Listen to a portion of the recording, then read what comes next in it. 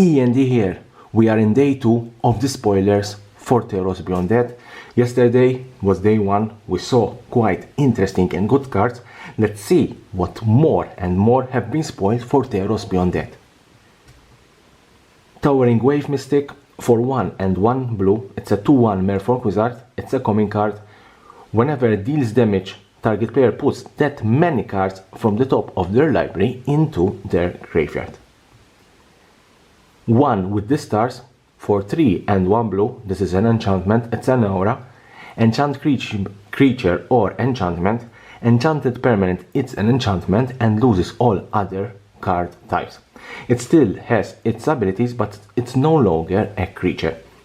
This is a very interesting card, only because this particular card featured in one of the test cards that you could find in the mystery booster packs. It is the same card, the same abilities, the same functionality, and have also the same casting cost. Instill Dread for 3 and 1 green. It's an instant, it's a common card. Prevent all combat damage that would be dealt this turn except combat damage that would be dealt by enchanted creatures or enchantment creatures. You also scry 2. Inevitable End, 2 and 1 black, it's an enchantment. Enchant creature, enchanted creature has, at the beginning of your upkeep, you have to sacrifice a creature. Cling to Dust, for 1 black, exile target card from a graveyard. If it was a creature card, you gain 3 life, otherwise you draw a card. As an escape cost, it's 3 and 1 black, and you need to exile 5 other cards from your graveyard. Banishing Light, 2 and 1 white, it's an enchantment. When it enters the battlefield, exile target non-land permanent and opponent controls until banishing card leaves the battlefield. Escape Velocity for 1 red, it's an enchantment, it's enchant creature, enchanted creature get +1/+0 and has haste. Also has an escape cost of 1 and 1 red, and you need to exile 2 other cards from your graveyard. Nadir Kraken for 1 and 2 blue is a rare card, it's a Kraken, it's a 2/3. Whenever you draw a card, you may pay 1. If you do, you put a +1/+1 counter on it. And you create a 1/1 blue tentacle creature token. It is a very, very interesting and, in my opinion, a very good card.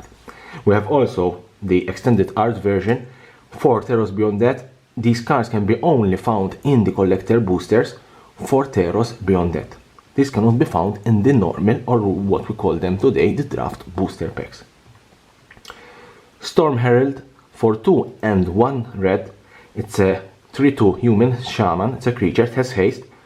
When it enters the battlefield, return any number of aura cards from your graveyard to the battlefield attached to creatures you control. Exile those auras at the beginning of your next end step. If those auras would leave the battlefield, exile them instead of putting them anywhere else. Treacherous Blessing for 2 and 1 black, it's an enchantment. When it enters the battlefield, you draw 3 cards. Whenever you cast a spell, you lose 1 life. When Treacherous Blessing becomes the target of a spell or ability, you need to sacrifice it. Kunoros Hound of Atrios for 1 white and 1 black. This is the extended art version. It's a 3/3 legendary creature, Hound. It has Vigilance, it has Menace, it has Lifelink. Creature cards in graveyards cannot enter the battlefield. Players can cast spells from your graveyard. This is a very, very good card to shut down any escape decks. Euphemia, the Cacophony for 1 and 1 black. It's a 2/1 legendary enchantment creature. It's a harpy. It has flying. At the beginning of your end step, you may exile an enchantment card from your graveyard. If you do, you create a 2/2 black zombie creature token. Idyllic Tutor, this is a reprint, a tutor reprint from Morningtide for 2 and 1 white. Search your library for an enchantment card, reveal it and put it into your hand. Then shuffle your library. We have also the extended art version of the card. This is a rare card. Devourer of Memories for 1 blue and 1 black. It's a 2/1 nightmare. Whenever one or more cards are put into your graveyard from your library, Devourer of Memories gets +1/+1 until end of turn and can't be blocked this turn.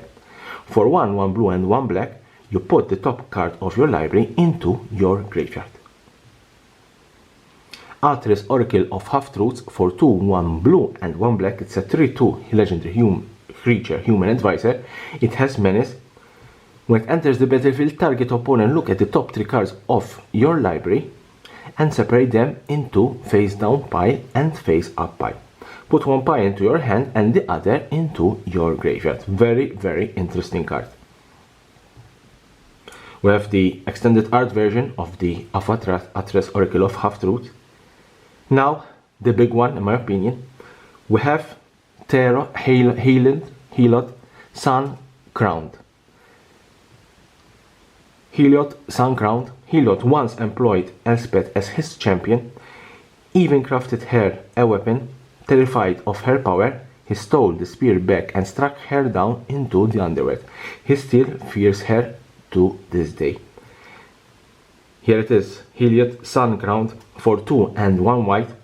Legendary enchantment creature god. It's a mythic card, it's indestructible. It's not a creature unless you have a devotion to white 5 or more. It's a 5/5. Whenever you gain life, put a +1/+1 counter on target creature or enchantment you control. For 1 white, another target creature gains lifelink until end of turn.